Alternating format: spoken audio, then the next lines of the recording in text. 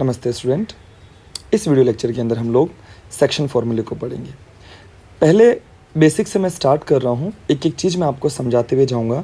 ये वाला video lecture केवल और केवल कॉन्सेप्ट को क्लियर करेगा। इसके बाद जो क्वेश्चंस होंगे 7.2 एक्सरसाइज के, वो आप अगले वीडियो के अंदर देख पाएंगे।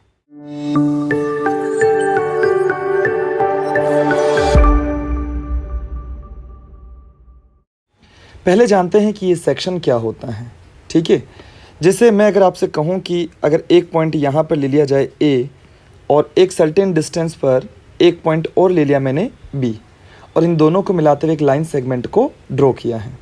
ठीक है, ये भी मैं मान लेता हूँ कि ये जो टोटल डिस्टेंस है टोटल इस ए बी की, ये मैंने बोल दिया मान लो 5 सेंटीमीटर समझने के लिए।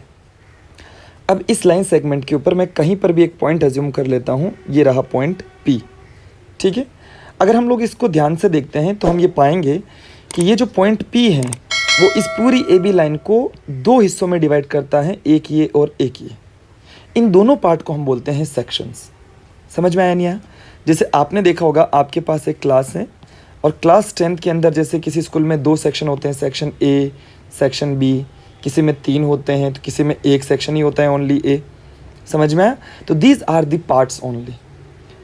अब देखो थोड़ा, मैंने कहा जैसे ये जो पॉइंट P है ये क्या करता है, जैसे AP की डिस्टेंस मैंने मेज़र करी तो ये 3 सेंटीमीटर थी, तो इस P पॉइंट ने AB को AP वाले पार्ट में तो 3 और PB वाले पार्ट में 2 सेंटीमीटर में डिवाइड किया है।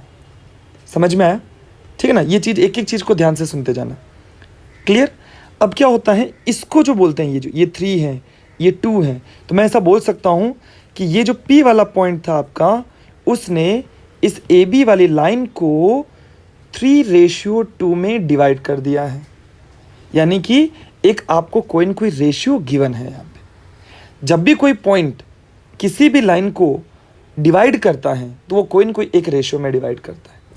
और इस टाइप का जो डिवाइड होता है, जहाँ पर पॉइंट P जो है वो इस लाइन सेगमेंट के बीच में है, कहीं पर भी मिड में कहीं पर भी हो सकता है, वो एग्जैक्ट मिड में हो सकता है, वो यहाँ हो सकता है, यहाँ कहीं पर भी हो सकता है। इसको हम बोलते हैं कि ये जो पॉइंट P है उसने इस ए बी लाइन सेगमेंट को इंटरनली डिवाइड किया है। और किस रेशियो से डिवाइड किया है? 3:2 से डिवाइड किया है। अब यहाँ तो मैंने ये रेशियो क्या किया, आपको दिया है। समझ में आया? अब मैं कहूँ जैसे इसी लाइन सेगमेंट के अंदर थोड़ा सा अपन आगे की बात कर लेते हैं। अब इसी तरीके से अगर मैं एक पॉइंट और लेता हूँ, यहाँ पर एक लाइन सेगमेंट और मैंने ले लिया, जैसे मान लो ये लिया मैंने। इस लाइन सेगमेंट पे मैंने बोल दिया कि ये पॉइंट A हो गया, ये वाला पॉइंट B हो गया। एक पॉइंट जो है P लेता हूँ, वो पॉइंट P मैंने यहाँ पर लिया है। अब सुनना ध्यान से, ये पॉइंट P इस AB को आगे बढ़ाने पर यहाँ पर मिलता है। तो मैं ऐसा बोल सकता हूँ कि इस A से लेकर P तक का जो डिस्टेंस है वो मान लो m सेंटीमीटर बोल दिया मैंने, और B से लेकर P तक का जो डिस्टेंस है उसे n सेंटीमीटर बोल दिया। अब इस m और n की जगह पे अभी थोड़ी देर के लिए हम लोग क्या करते हैं, कोई न कोई रेशो ले लेते हैं। जैसे मैंने बोल दिया 7 और ये मैंने बोल दिया 2। तो मैं ऐसा बोल सकता हूँ यहाँ पर कि आपका जो AP है और PB का जो रेशियो है वो 7:2 हो जाएगा। अब समझना इन दोनों को। पहले वाले एग्जाम्पल के अंदर आपका पॉइंट P इस AB के बीच में कहीं पर था, और इस वाले एग्जाम्पल के अंदर ये पॉइंट P इस AB को आगे बढ़ाने पर कहीं पर आया है। इस टाइप का जो डिवाइडेशन होता है इसे हम बोलते हैं इंटरनली डिवाइडेशन, और इस टाइप का जो डिवाइडेशन होता है इसे हम बोलते हैं एक्सटर्नली डिवाइडेशन। CBSE के आपकी क्लास 10th के अंदर केवल और केवल इंटरनल डिवाइडेशन का है, एक्सटर्नल आपका नहीं है, तो आपको इसमें घबराने की रिक्वायरमेंट नहीं है। हालांकि दोनों के फॉर्मूले में कोई ज़्यादा चेंजेस नहीं है। जो फॉर्मूले में इसमें प्लस होगा वो इसमें माइनस हो जाता है, बस और कुछ भी नहीं। ठीक है, तो मैं अभी इनके फॉर्मूले लिखते हुए आगे पढ़ेंगे, आप ध्यान से समझें और करें इसे। तो स्टूडेंट, सेक्शन फॉर्मूला जो है आपका वो कोऑर्डिनेट ज्योमेट्री में कैसे काम करता है वो ध्यान से देखना। अभी तो हमने केवल छोटा सा सिंपल समझा, अब यहाँ कैसे काम करेगा देखो। मैंने कहा कि मेरे पास 2 पॉइंट हैं, पॉइंट A और पॉइंट B, जिसके कोई न कोई कोऑर्डिनेट्स गिवन हैं। कोऑर्डिनेट्स जो भी क्वेश्चन में गिवन हो सकते हैं आपको। यहाँ पर मैंने लिया जैसे x1 y1, यहाँ x2 और y2 लिया है। एक पॉइंट P जो कि कोऑर्डिनेट आपको यहाँ पर तो मैंने लिया है x और y, वो पॉइंट P इस AB लाइन को किसी रेशियो में कट कर रहा है। वो रेशियो हो जाएगा आपका m/n। n, ये कोई न कोई एक रेशियो है, ठीक है। अब यहाँ पर मुझे क्या फाइंड करना है कि भाई ये जो पॉइंट P है इसके कोऑर्डिनेट बताइए। अब यहाँ तो मैंने क्या बना रखा तो आपके सामने है, एग्जाम में आपसे वो पूछता है कि भाई A के कोऑर्डिनेट आपको गिवन है, B के गिवन है, और पॉइंट P जो है वो किसी लाइन को किसी न किसी रेशियो में 2:3, 3:2, कुछ भी रेशियो हो सकता है। तो मैंने कहा जैसे वो m/n में अगर डिवाइड करता है तो बताइए इस पॉइंट P के कोऑर्डिनेट क्या होंगे। समझ में आया? अब वो कुछ भी पूछ सकता है, ठीक है ना, पॉइंट P के पूछ सकता है, हो सकता है वो एग्जाम में ये दे दे, ये वैल्यू दे दे, ये दे दे और ये पूछे, ठीक है। मतलब आपके पास 1, 2, 3 एंड 4 4 चीज़ें हैं, उन 4 में से कोई भी 3 आपको वो देगा और एक आपसे पूछेगा, ठीक है। अब मैं यहाँ क्या कर रहा हूँ, हम लोगों को इस पॉइंट P के कोऑर्डिनेट लिखने हैं। इस पॉइंट P के कोऑर्डिनेट क्या हैं? हमने बोला पॉइंट P के कोऑर्डिनेट तो एक्स वाई है, तो उस एक्स वाई को कैसे रिप्रेजेंट करते हैं देखना ध्यान से। तो यहाँ लिख रहा हूँ दी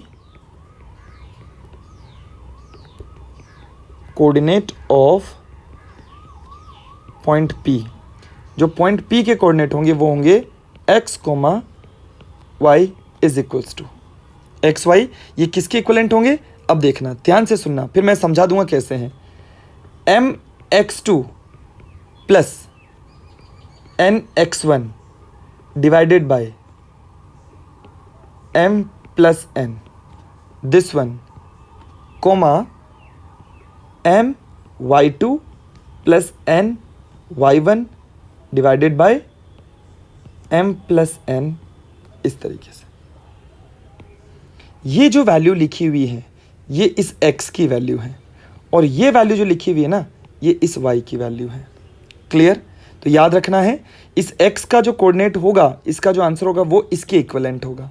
अब ये बना कैसे देखो, सबसे पहले तो x के अंदर की बात करें तो हमें सिर्फ x ही होना चाहिए। तो इसके अंदर देखो रेशियो के बाद में क्या है, केवल x वाली टर्म्स है, और y वाले में केवल y वाली टर्म्स होनी चाहिए।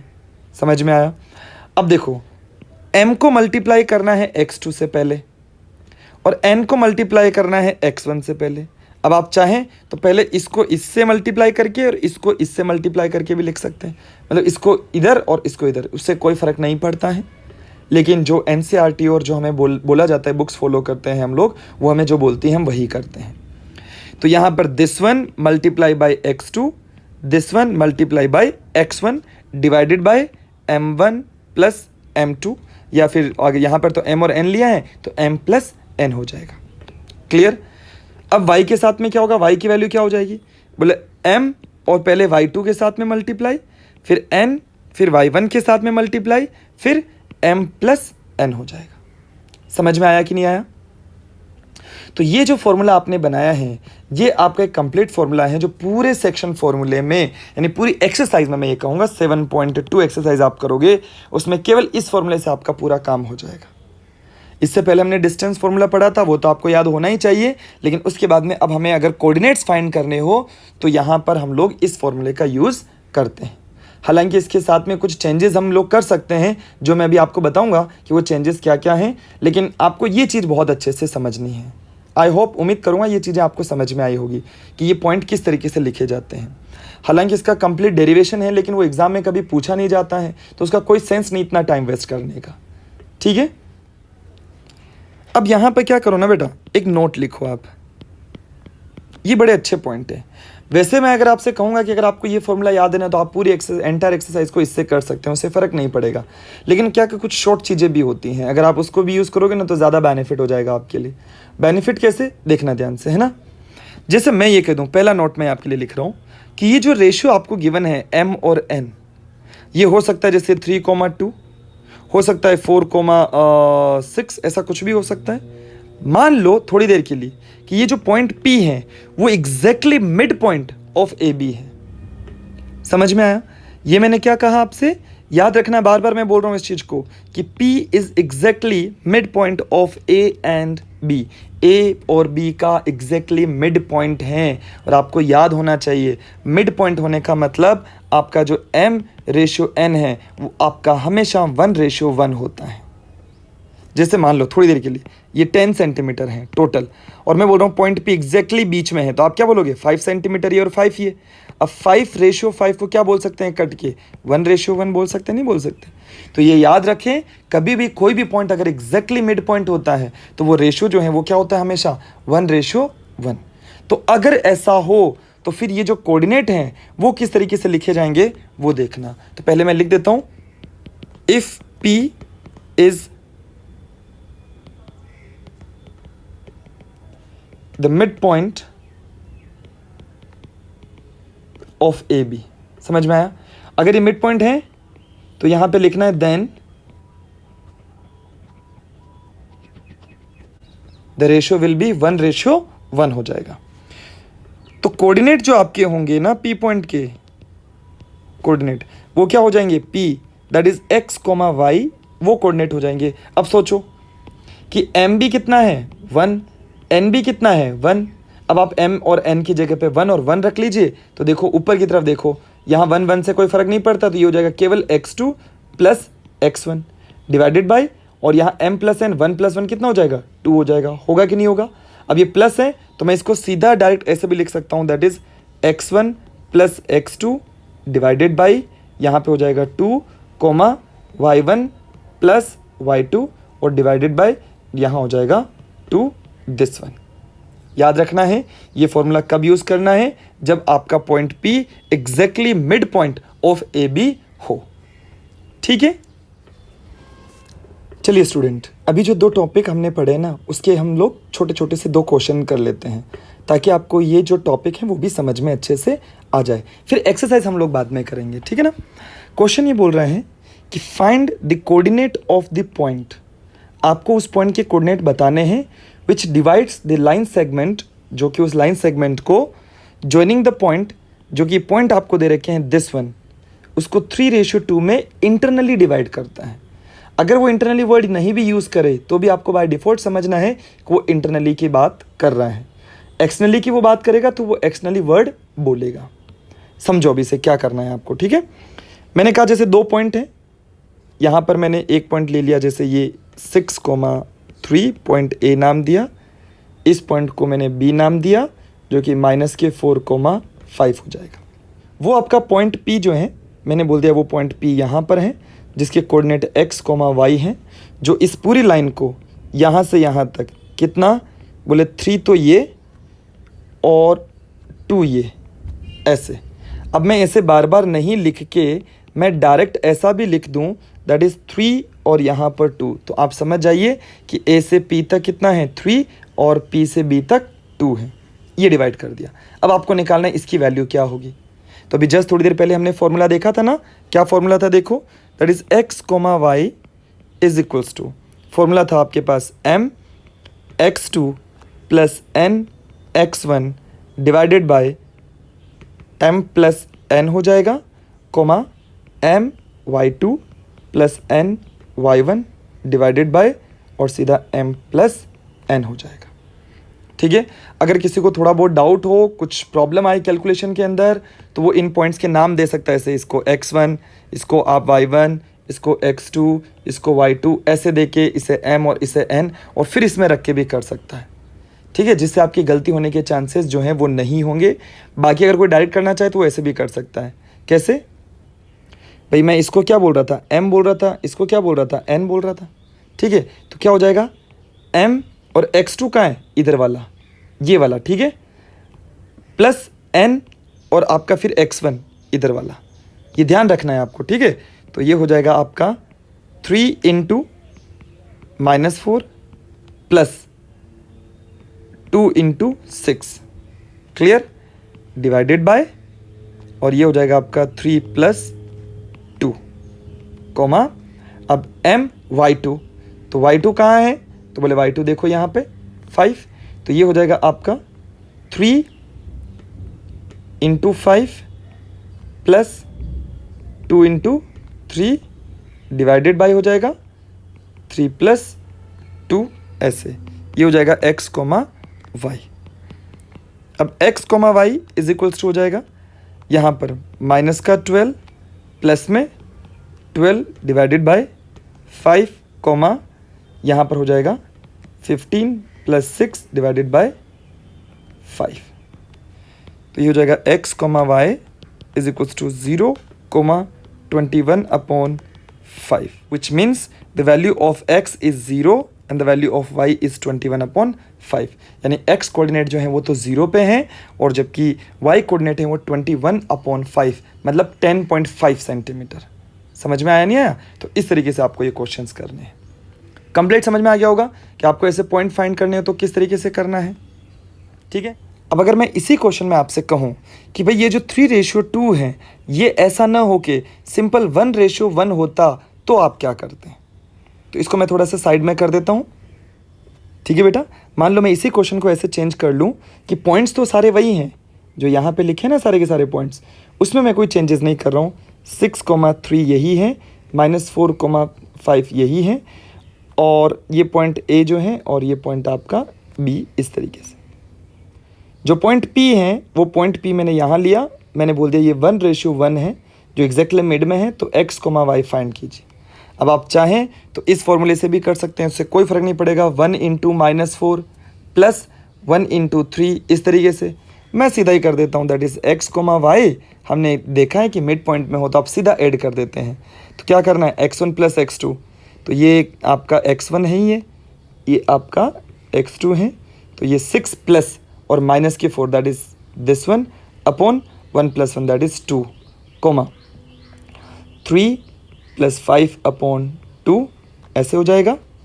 तो यहाँ हो जाएगा 2/2, 8/2, तो ये हो जाएगा 1,4। यानी कि जो कोऑर्डिनेट x हैं उसकी वैल्यू हो जाएगी आपकी 1 और जो y है उसकी वैल्यू हो जाएगी 4। समझ में आया आपको? ये दोनों क्वेश्चन मैं एक साथ आपको बता चुका हूँ कि इस तरीके से अगर आपके पास एग्जाम में क्वेश्चन आता है तो आप किस तरीके से क्वेश्चन को करेंगे।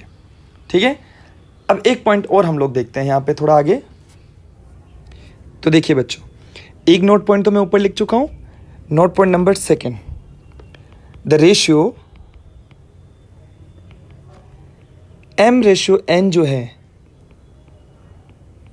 कैन बी रिटन एज, देखना ध्यान से ना, समझना इसको। अगर ये जो m/n है इसको मैं ऐसे भी तो लिख सकता हूँ m/n/1। समझ में आया? क्या किया मैंने, बोले ये जो m/n था दोनों तरफ n से डिवाइड कर दिया, तो ये m/n/n/n हो जाएगा, कट जाएगा, तो m/n/1 ऐसा कंप्लीट लिख सकता हूँ, नहीं लिख सकता हूँ मैं ऐसा भी मैं इसको लिख सकता हूँ। सर ऐसा क्यों कर रहे हैं हम लोग? देखो मैं आपको बता देता हूँ, अगर आपको कभी रेशियो फाइंड करने के लिए पूछ ले, again I am telling you, वो जो सिंपल एक फॉर्मूला है उसी का यूज़ करके आप क्वेश्चन को कर सकते हैं, कोई दिक्कत नहीं आएगी, कभी गलत नहीं होगा। लेकिन ये क्या एक ट्रिक्स हैं छोटी छोटी, जिसकी वजह से क्या होता है ना कि आपका क्वेश्चन और सिंप्लीफाई हो जाता है। इसका करने से क्या हो जाएगा, बोले ऐसा करने से हम लोग क्या करेंगे, ये जो m/n है इस पूरे को मैं मान लो k रेशियो 1 ऐसे भी तो लिख सकता हूँ। समझ में आया नहीं आया? जहाँ पर वेयर आप लिख सकते हैं, वेयर k जो है वो आपका m/n है, ये आपको ध्यान में रखना है। तो इस वैल्यू को मैं ऐसा भी लिख सकता हूँ। तो इससे क्या फ़र्क पड़ जाएगा, बोले देखो अभी आपने फॉर्मूला लिखा था ना x, y, तो ये था आपके पास mx2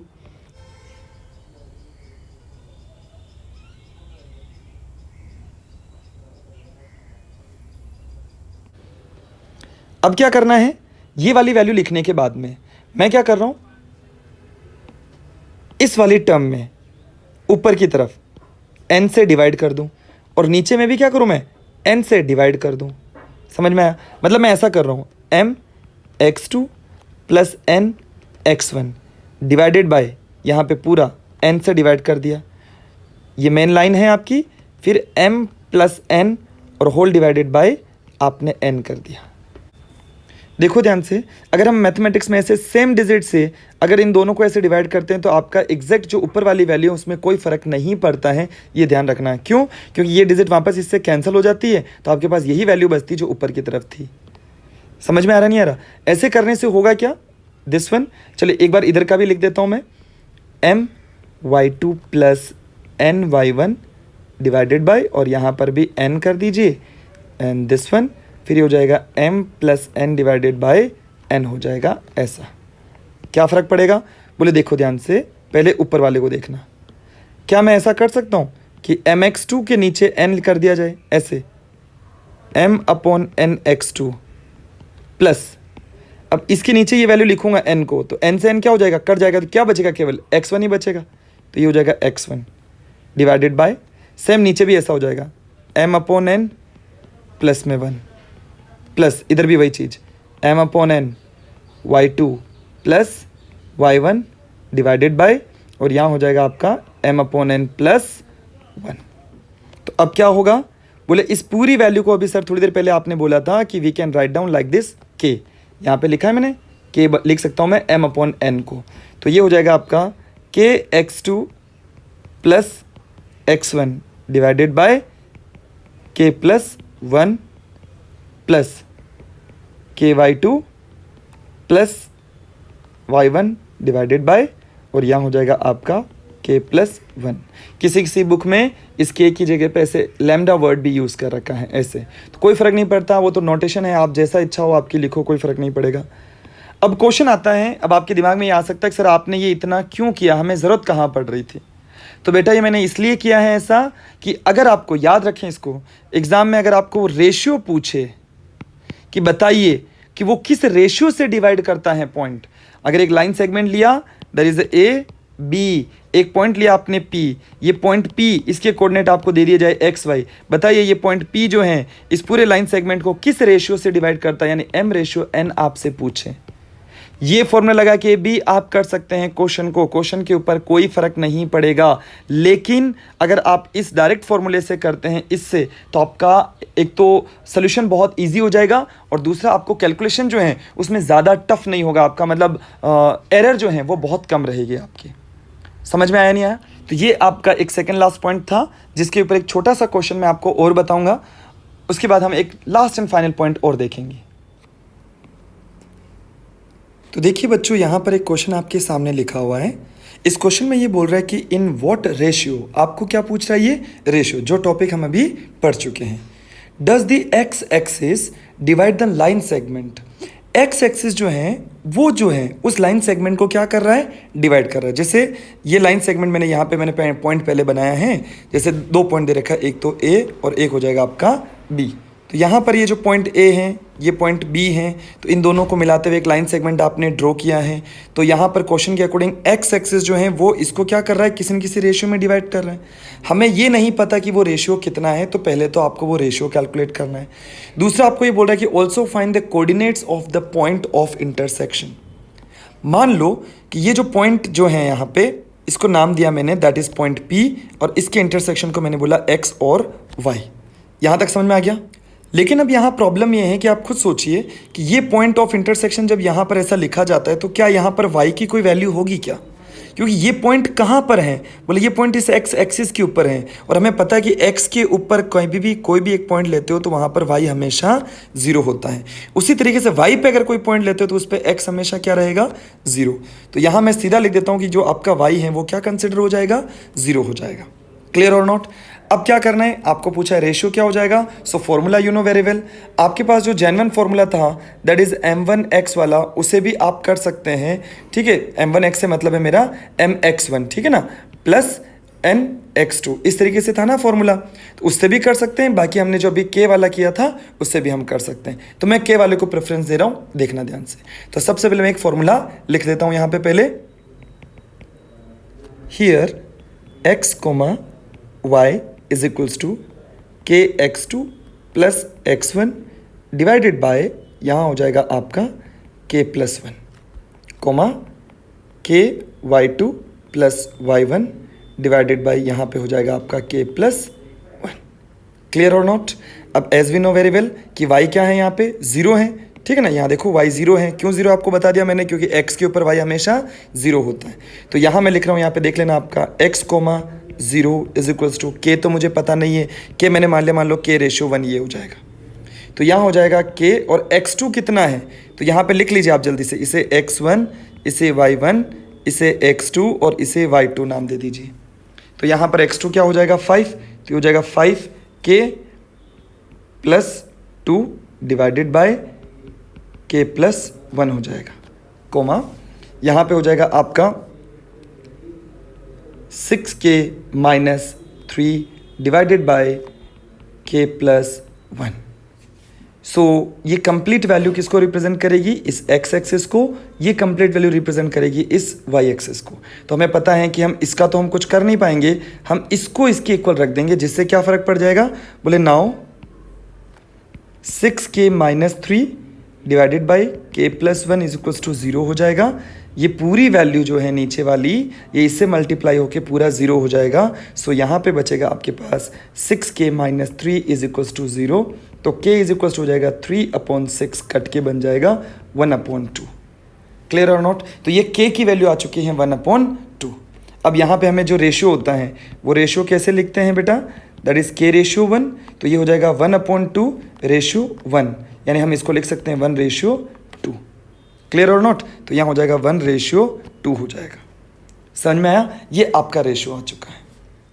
अब अकॉर्डिंग टू क्वेश्चन ये बोल रहा है कि also find the coordinates of the point. तो देखो y तो वैसे भी 0 हो गया, तो उसमें तो कोई फाइंड करने की रिक्वायरमेंट है नहीं है। अब हमें निकालना है x का कितना हो जाएगा, तो यहाँ हो जाएगा now x is equals to 5k आया है 1/2 प्लस में 2 डिवाइड बाय, यहाँ हो जाएगा k प्लस 1। तो यहाँ पर एक काम कीजिए, इस k भी मुझे पता है कि k कितना है यहाँ पे 1/2। तो हो जाएगा 5/2 प्लस 2 डिवाइडेड बाय, और यहाँ पर हो जाएगा आपका 3/2। तो ये हो जाएगा आपका 9/2 डिवाइडेड बाय 3/2, कट जाएगा। So there will be 9/3, cut के ये हो जाएगा आपका simple 3। So the point P is equals to 3,0। Answer. I hope आपको ये समझ में आ गया होगा कि रेशियो कैसे निकालते हैं, पॉइंट कैसे निकालते हैं। इजी क्वेश्चन था ना, कोई टफ नहीं था, बहुत इजी गोइंग क्वेश्चन हैं। क्लियर और नॉट। अब चलते हैं इसका नेक्स्ट पॉइंट। तो स्टूडेंट अब बात करते हैं नोट 3 पे। नोट 3 में हम बात करेंगे सेंट्रोइड ऑफ द ट्राइंगल। ये आपका जो NCERT की जो बुक है ना बेटा, उसमें ये गिवन तो नहीं है, लेकिन जब RD या कोई अलग से अगर अच्छी बुक्स को आप सोल्व करते हो तो आपको ऐसे बहुत से क्वेश्चंस मिलते हैं, तो वहाँ बच्चे कंफ्यूज हो जाते हैं। तो ये भी मैं आपको लगे हाथों बता देता हूँ। पहले चीज़ ये देखो, सेंट्रोइड होता क्या है। कभी भी किसी ट्रायंगल के अंदर अगर आप उनके मीडियंस को ड्रॉ करते हैं, आपको पता होना चाहिए मीडियन क्या होता है। मीडियन मतलब एक ऐसी लाइन जो सामने वाली साइड को 2 इक्वल पार्ट में डिवाइड करती है, उनको मीडियन बोलते हैं। यानी कि सामने वाली साइड के बिल्कुल एग्जैक्टली मिड पॉइंट पे वो पॉइंट होना, वो लाइन होनी, इंटरसेक्ट होनी चाहिए। तो मैं बोल रहा हूँ कि अगर मैं जैसे ए से एक मीडियन ड्रॉ करता हूँ, ये ऐसे ही बी से किया और ऐसे ही सी से किया, जब ये तीनों मीडियन जिस पॉइंट पे मिलते हैं, this point is called your centroid of the triangle. यानी कि यहाँ पर जो आपका जी है वो आपका सेंट्रोइड ऑफ द ट्राइंगल हो जाएगा। आया नहीं है समझ में। तो एग्जाम में जो क्वेश्चन पूछा जाता है वो पूछता है कि बताइए ये जो जी है इसके पॉइंट क्या है। तो मैंने बोला मान लो कि ये जी के जो पॉइंट हैं, लेट जी जो है वो आपका एक्स वाई है, मतलब यहाँ पे मैंने बोल दिया that is x comma y. तो इस x की वैल्यू क्या हो जाएगी, बोले x1 plus x2 plus x3 divided by, और यहाँ हो जाएगा आपका 3 comma y1 plus y2 plus y3 divided by, यहाँ पे हो जाएगा आपका simple 3। These are the coordinate of this g।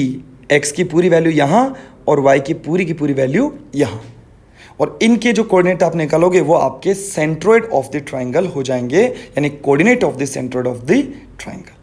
Clear. पर इसके क्वेश्चन को एक बार देख लेते हैं जिससे आपको ये समझ में आ जाए कि ये वैल्यू कैसे निकालते हैं। क्वेश्चन बोल रहा है कि find the coordinate of the centroid of a triangle whose vertices are this this and this. इसी को आप अज्यूम कर लीजिए, मान लीजिए ये पॉइंट हो जाएगा आपका A, ये पॉइंट आपका B और ये पॉइंट हो जाएगा आपका C। इसमें जो सबसे पहले लिखा है ये x की वैल्यू हो जाएगी और जो पीछे लिखा हुआ है वो y की वैल्यू हो जाएगी। सेंट्रोइड ऑफ द ट्राइंगल पूछा है तो मान लेते हैं centroid of the triangle is g। तो मैं बोल देता हूं यहां पे लिख रहा हूं centroid of the triangle is equals to that is g, जो कि आपका x, y है। फॉर्मूला मैंने ऊपर लिखा है इसलिए मैं यहाँ पे नहीं लिख रहा हूँ, लेकिन अगर आप मान लो आपके एग्जामिनेशन में ऐसे क्वेश्चन आता है तो आप ज़रूर लिखें फॉर्मूला, उसके मार्क्स मिल जाते हैं आपको। तो x1 plus x2 plus x3, तो यहाँ पर x1 क्या है, ये रहा आपका x1, x2 और x3 हो जाएगा, that is 0 plus 8 plus 8 divided by 3 comma, यहाँ पे हो जाएगा आपका 6 प्लस 12 प्लस 0 डिवाइडेड बाय हो जाएगा आपका, सॉरी ये हो जाएगा आपका 3। तो दैट विल बी 16/3 कोमा यहाँ 18/3 the final point g is equals to 16/3 and ये कट जाएगा 6 and that is the answer and centroid of this triangle, जो आपका ट्राइंगल गिवन है उसका सेंट्रॉइड। सो उम्मीद करूँगा कि ये जितने भी कॉन्सेप्ट मैंने आपको बताया हैं वो सभी आपको समझ में आया होगा। After that we will discuss about the exercise. So thank you and good luck.